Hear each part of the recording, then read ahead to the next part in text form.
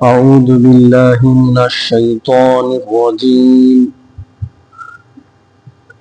بسم الله الرحمن الرحيم. ولتجدنهم أحرص الناس على حياة ومن الذين أشركوا يود أحدهم لو يعمر 1000 سنة وما هو بمزحزحه من العذاب أن يعمر والله بصير بما يعملون.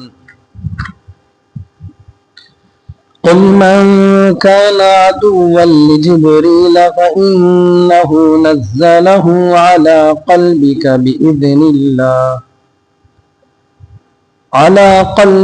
بإذن الله مصدقا لما بين يديه وهدى وبشرى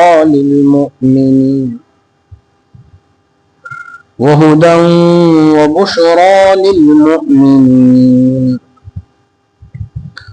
من كان عدوا لله وملائكته ورسله وجبريل وميكائيل فإن الله عدو للكافرين. صدق اللہ العظیم.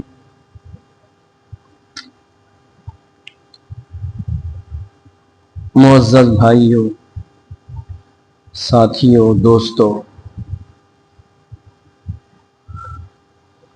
پچھلی آیتوں میں بنی اسرائیل کی سرکشی، نافرمانی، روگردانی، شرارت اور مخالفت کا اندازہ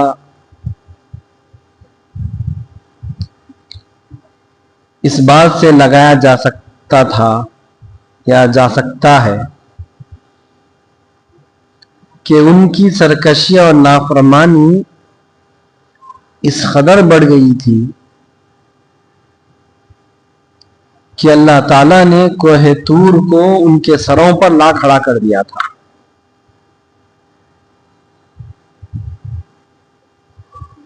یعنی احکامات وغیرہ اس کو مضبوطی سے تھام لو اور سنو،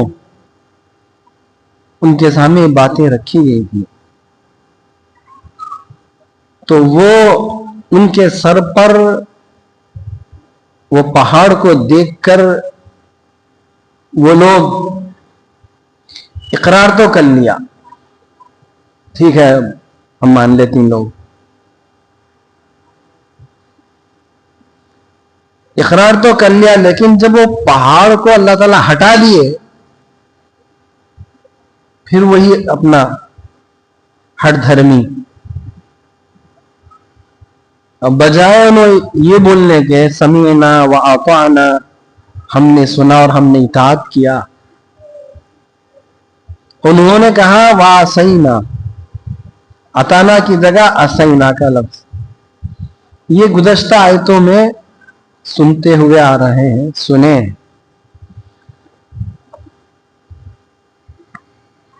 گزشتہ آیتوں میں یہ بھی بات سنے تھے، آخرت ہماری ہے بولتے تھے نا وہ لوگ، یہ آخرت ہماری ہے، ہم ہی اس کے جنت کے مستحق ہیں، اس طریقے کی باتیں بولا کرتے تھے. تو اللہ تعالیٰ کی طرف سے سوال کیا گیا تھا کہ ٹھیک ہے بھائی آخرت تمہاری ہے تو پھر موت کی تمنا کرو، فتمنوا الموت ان کنتم صادقین، موت کی تمنا کرو. مگر یہ لوگ ہرگز، اللہ تعالیٰ فرما رہے ہیں ہرگز موت کی تمنا کبھی کریں گے نہیں ہے، کیونکہ یہ دنیا پرست ہے. واللہ علیم بالظالمین. آج کی آیتوں میں کہا گیا ہے وَلَتَجِدَنَّهُمْ أَحْرَصَ النَّاسِ عَلَى حَيَاةٍ، فرمایا گیا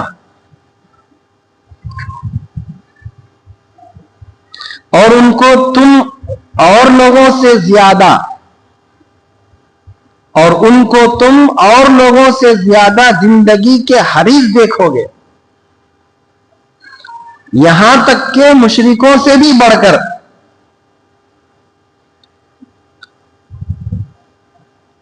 اور ان کو تم ان لوگوں سے بھی زیادہ زندگی کے حریص دیکھو گے، یہاں تک کہ مشرکوں سے بھی بڑھ کر یہ دنیا کے حریص ہوں گے.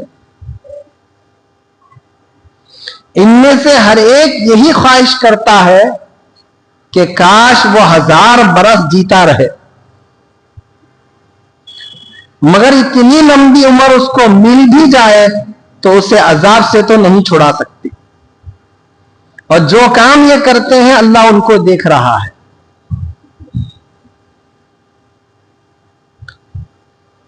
یہ جو آیت پڑھی گئی ہے یہودیوں کے تعلق سے اللہ تعالیٰ کہہ رہے ہیں کہ یہودی اپنے آپ کو اللہ کے منتخب سمجھتے ہیں، چنندہ، ہمارے کو چنا گیا ہے سمجھتے ہیں، اور اپنے آپ کو پسندیدہ جماعت سمجھتے ہیں، اپنے آپ کو اللہ کا بیٹا بھی کہا کرتے ہیں. جیسا کہ سورہ مائدہ کی آیت نمبر 18 میں بھی ذکر ہے. یہود و نصارہ اس جھوٹے دعوے کا ذکر سورہ مائدہ کے اندر بھی موجود ہے. اللہ تعالیٰ فرماتے ہیں وقالت اليہود لیست النصارى وقالت اليہود والنصارى نحن ابناء اللہ. یہود و نصارہ نے کہا کہ ہم اللہ کے بیٹے اور اس کے چہیتے ہیں.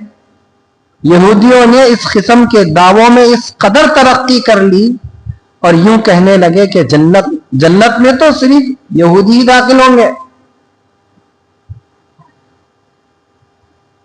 جیسا کہ سورہ بقرہ کی آیت نمبر 111 میں ان کا یہ دعویٰ بھی مذکور ہے.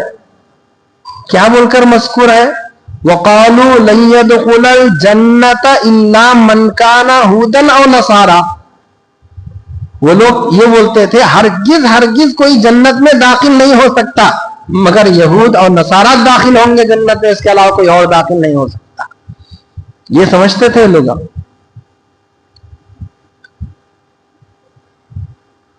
گویا یوں سمجھتے تھے کہ آخرت ہمارا ہی میدان ہے، جیسا چاہے ویسا کھیل لیں گے اور ان کود لیں گے، ناچ لیں گے.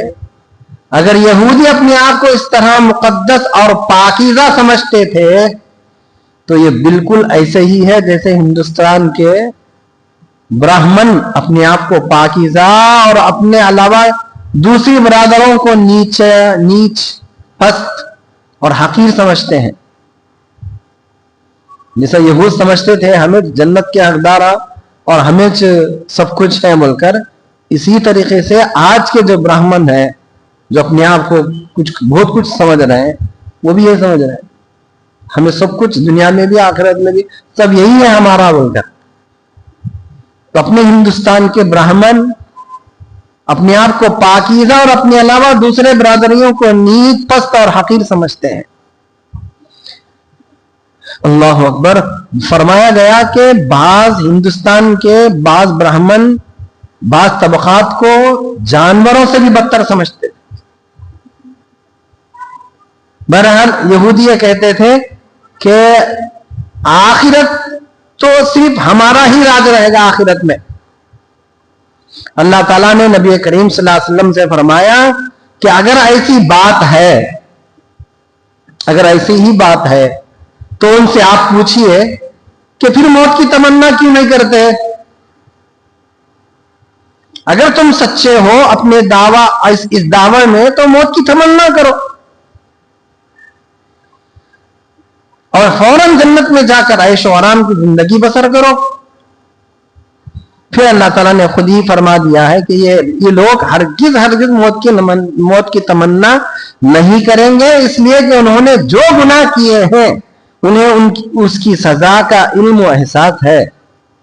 ان کا حال تو یہ ہے کہ ان میں کے لوگ اور خود مشرکین بھی زندگی کے حریص ہیں، چاہتے ہیں کہ 1000 برس زندہ رہیں، لیکن انہیں جان لینا چاہیے کہ ان کی لمبی عمر ان کو اللہ کے عذاب سے روک نہیں سکتی۔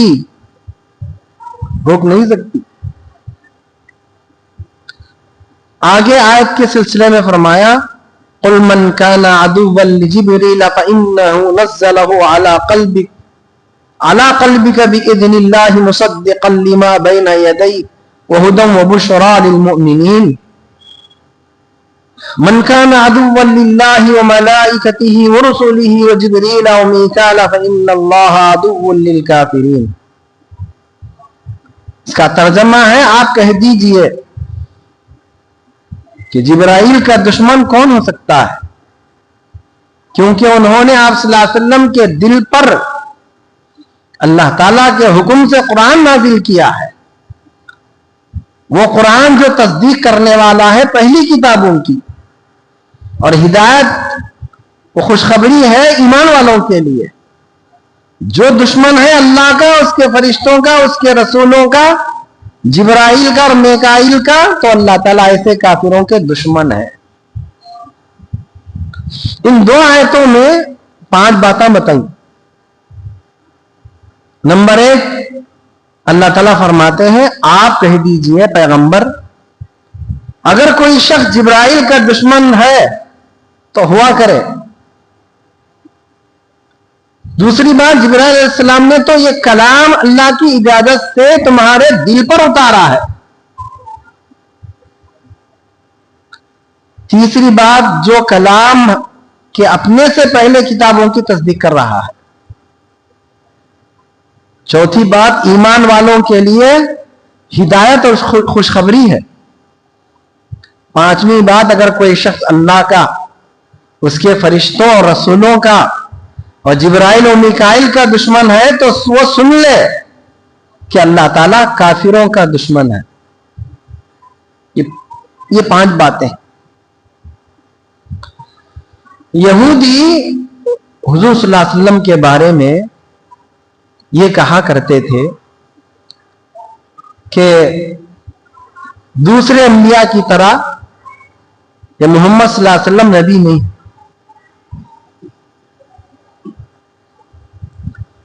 یہودی حضور صلی اللہ علیہ وسلم کے بارے میں یہ بولتے تھے کہ دیگر دوسرے نبیوں کی طرح یہ محمد صلی اللہ علیہ وسلم نبی نہیں ہے، ہاں صرف ان کے رب کے پاس سے فرشتوں میں سے ایک فرشتہ وہی لے کر آتا ہے۔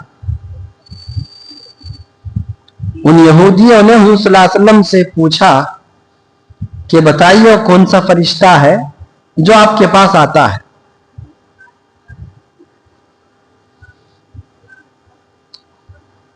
جب سوال کر رہے ہیں نبی سے، جب انہوں نبی سے نہیں مان رہے تو اگر نبی ہوتے تو پوچھیں گے، بول کر سوال کر رہے ہیں یہود۔ اچھا، جو حضور صلی اللہ علیہ وسلم سے پوچھا کہ بتائیے وہ کون سا فرشتہ ہے جو آپ کے پاس آتا ہے تاکہ ہم آپ کی اتباع کریں؟ حضور صلی اللہ علیہ وسلم نے فرمایا وہ حضرت جبرائیل امین ہے۔ یہودیوں نے کہا یہ تو وہی فرشتہ ہے جو جنگ اور قتال کی باتیں لے کر اترتا ہے، وہ تو ہمارا دشمن ہے۔ فرشتوں نے کہا، یہودیوں نے کہا کہ اللہ کے نبی صلی اللہ علیہ وسلم سے پوچھا گیا تو اللہ کے نبی نے فرمایا کہ جبرائیل میرے پاس لے کر آتے۔ تو انہوں نے کیا کیا، یہ تو وہی فرشتہ ہے جو جنگوں کے بارے میں، قتال کے بارے میں باتیں لے کر اترتے ہیں، وہ تو ہمارا دشمن ہے بول کر یہودیاں بول رہے ہیں۔ اگر جبرائیل کے بجائے میکائیل تمہارے پاس آتے تو ہم آپ کی اتباع کرتے، اس لیے کہ میکائیل تو رحمت لے کر آتے ہیں۔ یہودیوں کی اس نامناسب، نازیبا و گستاخانہ گفتگو پر اللہ نے یہ آیت نازل فرمائی اور یہ فیصلہ کر دیا کہ جو جبرائیل کا دشمن ہے وہ صرف جبرائیل کا دشمن نہیں بلکہ وہ اللہ کا بھی دشمن ہے، اور اللہ ایسے لوگوں کا دشمن ہے جو جبرائیل سے دشمنی رکھتے ہیں۔ ایک اور حقیقت یہ بھی یہاں بیان کیا گیا کہ اے یہودیوں، تم کہتے ہو کہ جبرائیل قتل و قتال اور جنگ کی باتیں لے کر آتے ہیں، لیکن تمہیں معلوم ہونا چاہیے کہ آخری پیغمبر وہ کتاب الہی لے کر آتے ہیں. آخری پیغمبر پر وہ کتاب الہی لے کر آتے ہیں جو اس کتاب سے پہلے والی آسمانی کتابوں تورات انجیل کی تصدیق کرتی ہے. اس کا مطلب یہ ہوا کہ اگر تم جبرائیل سے دشمنی کرتے ہو تو یہ بالواسطہ تورات اور انجیل کی تکذیب ہے. یہاں اللہ تعالیٰ نے پہلے عام فرشتوں کا ذکر کیا، پھر اس کے بعد جبرائیل میکائیل کا تذکرہ کیا، اس بات کو، اس حقیقت کو بتلانے کے لیے کہ جبرائیل اور میکائیل کا عام فرشتوں کے مقابلے میں خصوصی مقام و مرتبہ ہے.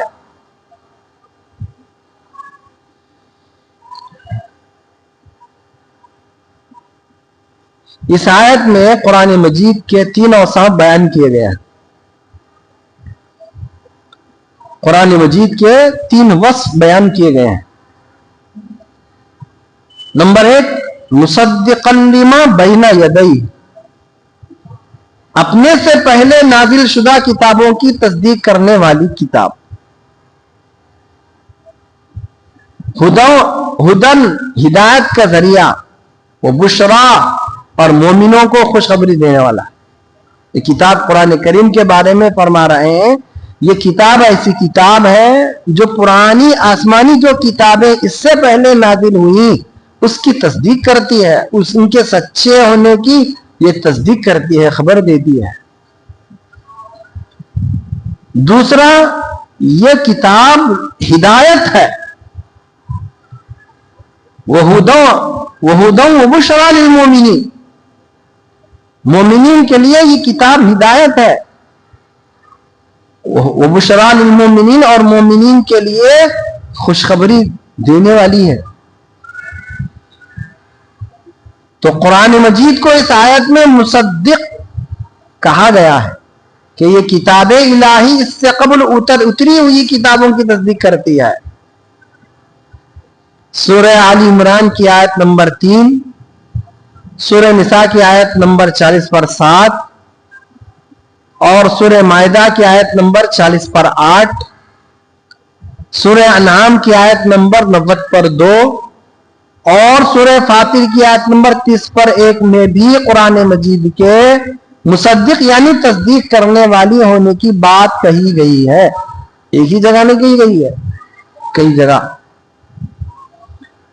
نیز سورہ بقرہ کی آیت نمبر 180/5، سورہ آل عمران کی آیت نمبر 4 اور 130/8 اور سورہ اعراف کی آیت نمبر 50/2 وغیرہ میں قرآن مجید کے ہدایت نامہ ہونے کی بات کہی گئی ہے.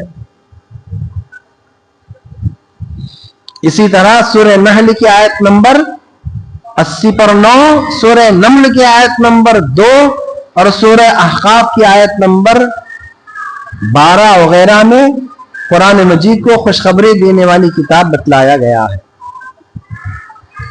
یہ یہاں تک جو آیتیں پڑھی گئی ہیں ان کا یہ ترجمہ تھا، معنی و مطلب آپ کے سامنے بیان کیا گیا.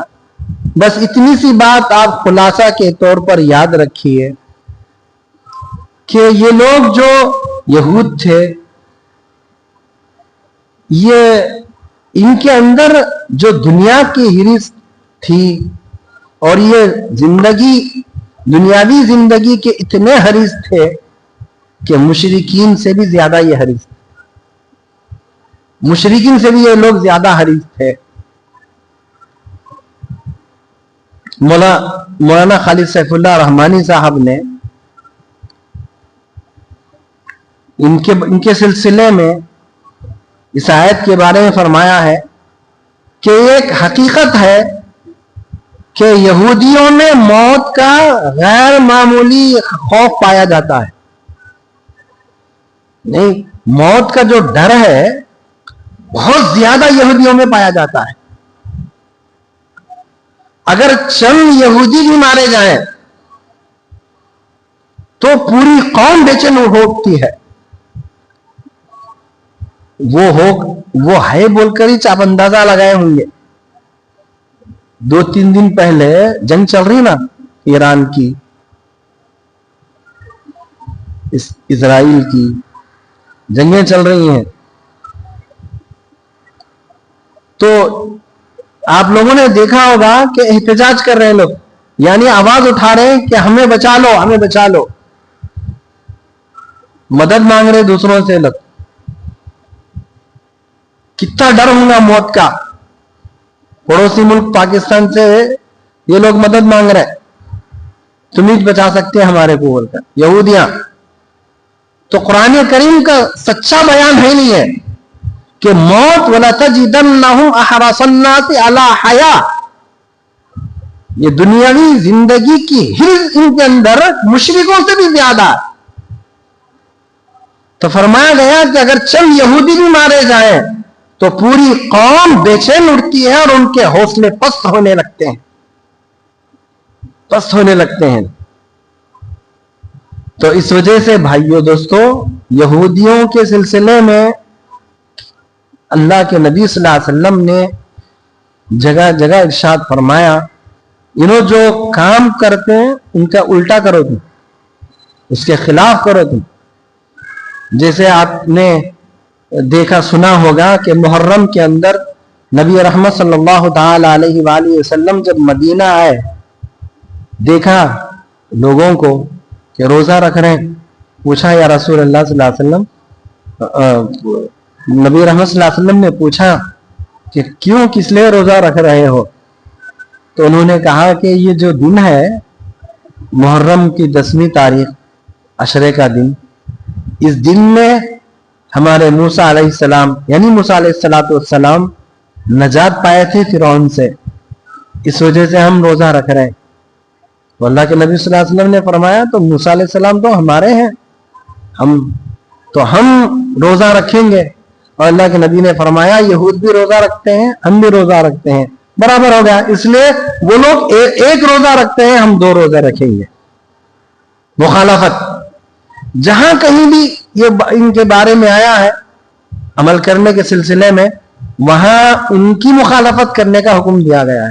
اب دوستو ہماری زندگی کو بھی تھوڑا سا تبدیل کرنے کی ضرورت ہے. یہود و نصارہ نے جو چیزیں ایجاد کیے ہیں ان چیزوں کو دیکھنا چاہیے کہ نبی رحمت صلی اللہ علیہ وسلم کے ان کے قول کے مطابق کہ یہ صادر آرا بولے تو اس چیز کو چھوڑ کر ان کی مخالفت کرنا, یعنی نبی رحمت صلی اللہ علیہ وسلم کے سنتوں کو اپنانا, یہودیوں نے جو چیزیں ایجاد کی ہیں اس کو ختم کر دینا. تو اس وجہ سے بھائیو ہمیشہ اس بات کو یاد رکھنا کہ یہ یہود جو ہے نا بڑے دشمنی رکھتے ہیں مسلمانوں سے, اسلام سے, اللہ سے, رسول سے. اس لیے اللہ تعالیٰ نے کھول کر ان کے سلسلے میں بیان کیا ہے. تو اللہ تعالیٰ مجھے بھی آپ کو بھی ان میں صحیح عمل صالح کی توفیق نصیب فرمائے, اور اللہ تعالیٰ ہم سب کو قرآن کریم کے ساتھ محبت الفت رکھنے کی توفیق عطا فرمائے, اور ہمیں ہر ہفتہ پابندی کے ساتھ اہتمام کے ساتھ بیٹھنے کی توفیق عطا فرمائے. اور اللہ تعالیٰ ہم سب کو قرآن مجید کے جو برکات, جو انوارات, جو فیوز و برکات ہیں, اللہ ان کو حاصل کرنے کی اللہ توفیق عطا فرمائے. سبحان اللہ و بحمدہ, سبحانک اللہم و بحمدک, ونشہد ان لا الہ الا انت, نستغفرک و نتوب الیک.